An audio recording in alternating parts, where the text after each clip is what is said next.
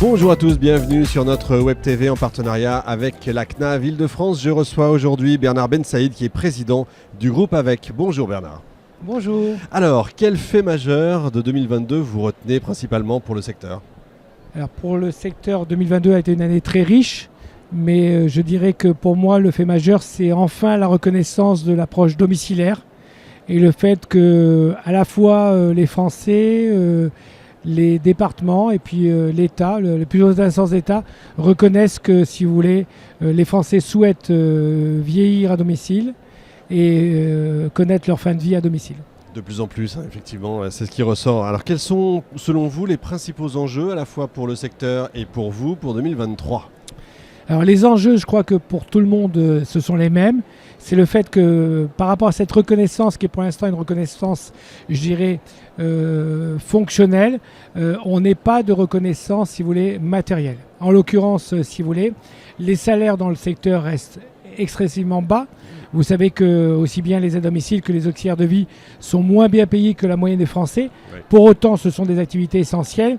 Et donc, si on veut vraiment remettre le domicile à l'honneur, il faut réorienter des ressources très importantes sur le domicile. Et donc, le secteur souffre énormément de manque de collaborateurs. Pour le groupe AVEC, c'est pratiquement 1000 personnes aujourd'hui sur les 12 000 collaborateurs qui nous manquent. On pourrait embaucher demain 1000 personnes et répondre aux demandes de nos seniors, de nos personnes en situation de handicap.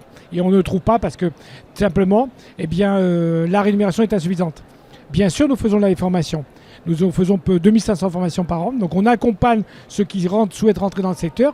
Ils n'ont pas besoin forcément d'avoir des formations externes. Mais par contre, ils trouvent que le niveau de rémunération est beaucoup trop faible. Et la pénibilité du métier est quand même encore très élevé. Oui, c'est vrai. Alors vous n'êtes pas le seul à chercher à recruter, effectivement. C'est très compliqué partout. Mais alors pour vous, c'est encore plus compliqué. Je le conçois. Alors, pour nous, je dirais qu'on a deux petits avantages compétitifs. Oui. Le premier avantage, c'est que nous ne faisons pas que du domicile. Vous savez qu'avec on est un groupe, premièrement, et surtout, on est un groupe qui apporte un projet. Le projet de la prise en charge globale de la dépendance et de la santé. Donc, on accompagne les personnes âgées du domicile à l'EHPAD, de la ville à l'hôpital. Ce qui signifie que pour nos collaborateurs, il y a un vrai projet, un vrai parcours professionnel. Et donc, les collaborateurs peuvent monter en compétences, aller du médico-social vers le sanitaire. Ils peuvent changer d'établissement, donc ils peuvent avoir un parcours professionnel assez riche.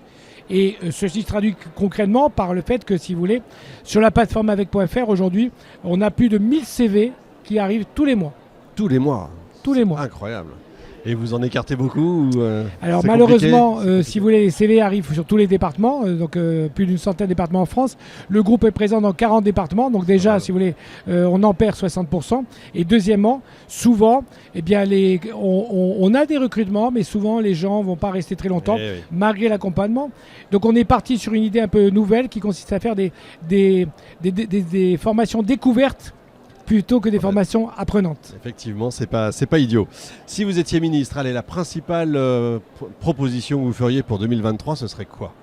Alors, si j'étais ministre, ma proposition serait très simple. Aujourd'hui, face aux défis démographiques, face à la transition démographique qu'on connaît, c'est pas la peine d'essayer de trouver plus de médecins, plus d'aides-soignants, plus d'infirmières, plus de domicile, il n'y en a pas. Donc on ne va pas trouver de solution dans ce côté-là. Donc la seule façon de faire, c'est de changer de système. Et nous, le système qu'on propose, c'est un système où, si vous voulez, la prise en charge est globale.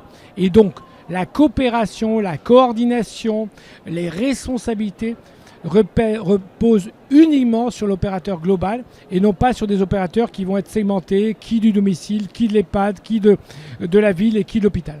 Bon, on vous a proposé d'apporter un objet qui illustre un peu vos propos. Je suis très surpris, j'attends de voir, j'ai l'objet devant moi, mais vous allez le montrer à la caméra. Qu'est-ce que c'est ? À quoi ça sert ? Alors, la mascotte du groupe, c'est le petit canard, un petit canard rose. Alors, le canard, il est porteur de bienveillance, il est porteur de bons messages, il est porteur de douceur, il est porteur de réconfort. Et c'est, je crois, ce qu'aujourd'hui le groupe AVEC apporte auprès de nos plus fragiles. personnes âgées ou personnes en situation de handicap. C'est une belle image en tout cas. Bravo à vous. Merci beaucoup Bernard. Voilà, fin de cet épisode. Merci Retrouvez beaucoup. tous les autres. L'adresse est au bas de votre écran. Un grand merci à notre partenaire, la CNAV Île-de-France. On se retrouve dans un instant avec un nouvel avis.